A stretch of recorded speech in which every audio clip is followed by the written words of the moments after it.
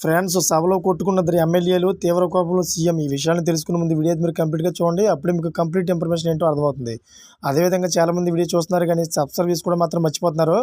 దయచేసి సబ్స్క్రైబ్ చేసుకోండి. సబ్స్క్రైబ్ చేసుకోవడం వల్ల నేను చేసే ప్రతి ఒక్క అప్డేట్ మీరు ముందుగానే పొందగలుగుతారు. అదేవిధంగా చాలామంది లైక్ చేయడం మర్చిపోతున్నారు. దయచేసి లైక్ చేయండి. లైక్ చేయడం వల్ల ఈ ఇన్ఫర్మేషన్ అనేది మనం చాలామందికి రీచ్ చేసే వాళ్ళు అవుతాం. ఇంక లేట్ చేయకుండా వీడియోకి వెళ్ళిపోతాం. ఫ్రెండ్స్, లోక్సభ ఎన్నికల సమయంలో బీఆర్ఎస్ పార్టీలో లోకలోకలు మొదలైనట్లు కనిపిస్తోంది. ఈ క్రమంలోనే పార్టీలో నేతల మధ్య ఉన్న పంచాయతీలు మరోసారి వెలుగులు చూశాయి. తాజాగా తెలంగాణ భవన్ వేదికగా నేతల మధ్య విభేదాలు బయటపడ్డాయి. పార్లమెంట్ ఎన్నికల మధ్య నేపథ్యంలో ఇవాళ తెలంగాణ భవన్లో సికింద్రాబాద్ పార్లమెంటు సన్నాహక సమావేశం నిర్వహించారు. ఈ సమయంలో జూబ్లీహిల్స్ ఎమ్మెల్యే మాగంటి గోపీనాథ్, బీఆర్ఎస్ నేత రావు శ్రీధర్ రెడ్డి మధ్య గొడవ జరిగింది. స్టేజిపై సీనియర్ నేతలు అందరూ చూస్తుండగానే తిట్టుకున్నారు. అయితే ఎమ్మెల్యే మాగంటి గోపీనాథ్ మాట్లాడుతుండగా శ్రీధర్ రెడ్డి అడ్డుకున్నారు. ఈ సందర్భంగా శ్రీరెడ్డిపై మాగంటి ఆగ్రహం వ్యక్తం చేశారు. నిన్ను ఎవడ్రా పిలిచింది అని మాగంటి గోపి మండిపడ్డారు. నిన్ను ఎవడు పిలిచిండ్రా, నువ్వెవడివి నాకు చెప్పేందంటూ రావు కౌటించారు.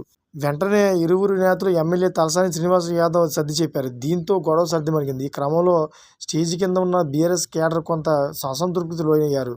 గతం నుంచి ఎమ్మెల్యే మాగంటి గోపీనాథ్, రావు శ్రీధర్ రెడ్డి నేతల మధ్య విభేదాలు ఉన్నట్లు తెలిసింది.